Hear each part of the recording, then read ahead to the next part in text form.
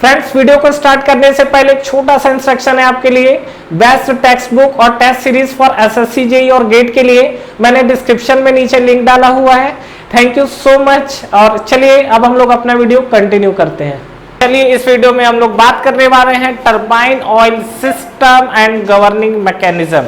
तो governing mechanism में हम लोग ज्यादा अंदर तो नहीं जाएंगे, लेकिन टरबाइन ऑयल मैकेनिज्म को लेके बात करते हैं कि सबसे पहले समझते हैं ये टरबाइन के अंदर जो ऑयल का मैकेनिज्म है और ये जो हमारे अलग अलग तरीके से यूज हो रहे हैं ऑयल का जो सिस्टम है वो कैसा यूज होता है।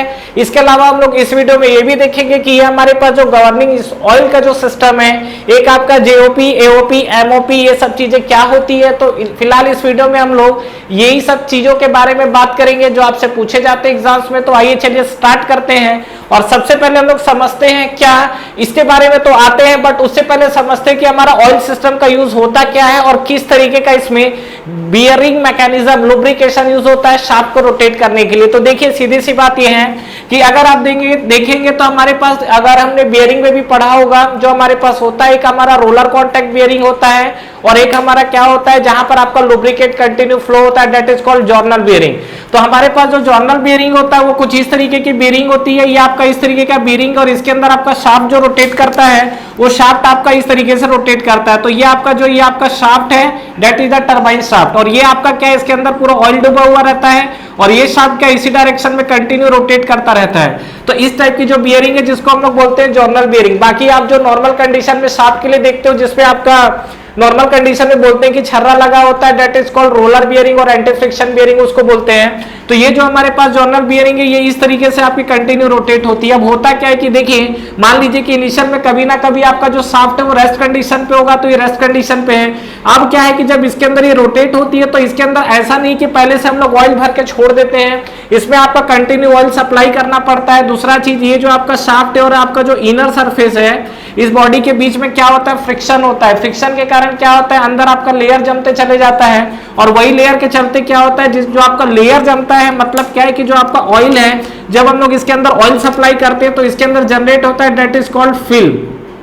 और ये जो मैं फिल्म लिख रहा हूं ये फिल्म का बहुत बड़ा रोल है इस शाफ्ट को रोटेट कराने के लिए जो आपका इनर केस में आपका रोटेट हो रहा है। तो यहाँ पर ये जो आपका फिल्म जनरेट होना बहुत जरूरी है। तो इसमें क्या करते हैं, ऑयल सप्लाई करने के लिए हम लोग क्या करते हैं, एडिशनली लगाते हैं क्या, पंप। तो ये हमारा पंप से क्या करता है, लुब्रिकेंट ऑयल को सप्लाई करता है और जैसे जैसे सप्लाई करेगा तो ये आपका शाफ्ट क्या है, जब अंदर प्रेशर जनरेट होता है तो धीरे धीरे क्या है, रोटेट करना स्टार्ट होता है, रोटेट होगा इस तरीके से और रोटेट होते होते फाइनली क्या सेंटर पे आ जाएगा। तो आपको ये समझ में आ रहा होगा कि स्टार्टिंग में जब ये रेस्ट पे रहेगा तो इस शाफ्ट को उठाने में आपको ज्यादा प्रेशर अंदर क्रिएट करना पड़ेगा, लेकिन एक बार अगर ये रनिंग कंडीशन में आ गया तो डेफिनेटली उसके बाद क्या होगा, ये घूमते घूमते अपना एक सेंटर पे आ जाएगा। तो स्टार्टिंग में आपको क्या चाहिए, हाई प्रेशर चाहिए, मतलब पंप के थ्रू आपका क्या है, हाई प्रेशर सप्लाई होना चाहिए। उसके बाद शाफ्ट क्या है, रोटेट होते होते अपने सेंटर पे आके क्या करेगा, कनेक्ट कर लेगा।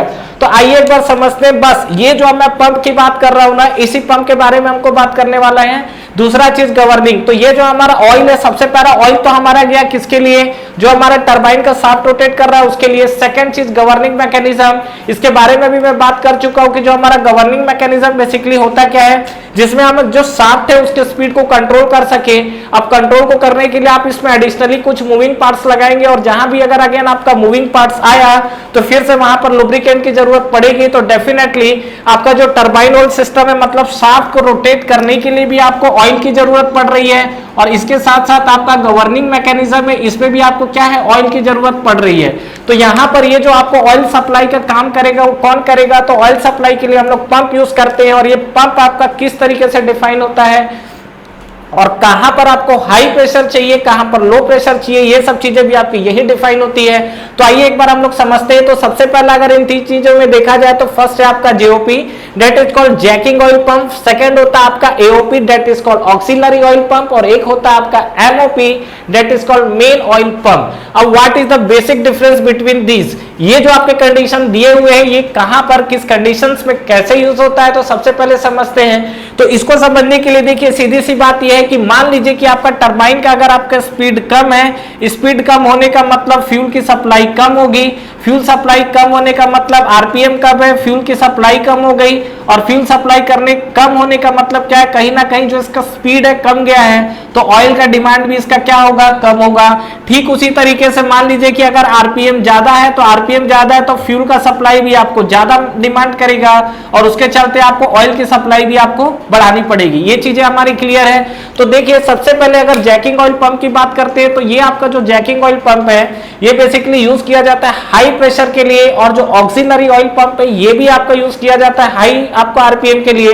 लेकिन एक आपको अगर मैं पैरामीटर दूं तो अप टू 540 आरपीएम 540 आरपीएम तक अगर आप आएंगे तो यहां पर आपको JOP that is called jacking oil pump use किया जाता है। और इसके ऊपर अगर आप चले जाओगे एओपी के साथ तो ये आपका ऑक्सिलरी ऑयल पंप है, जहां पर इसका जो आरपीएम अगर आप देखोगे तो ये आपको मिलेगा अबव 540 आरपीएम। तो ये आपका इसका जो रेंज आप देखोगे तो 540 आरपीएम से करीब करीब आपका जाता है 2800 आरपीएम तक। अगर आप रेंज में जाओगे तो यहां पर आपको दिखेगा ऑक्सिलरी ऑयल पंप, और उसके अलावा मेन ऑयल पंप में अगर आप जाओगे तो अबव 2800 आरपीएम, मतलब 2800 आरपीएम से अगर आप ऊपर चले जाओगे तो आपको फिर इस तरीके की चीजें दिखेंगी।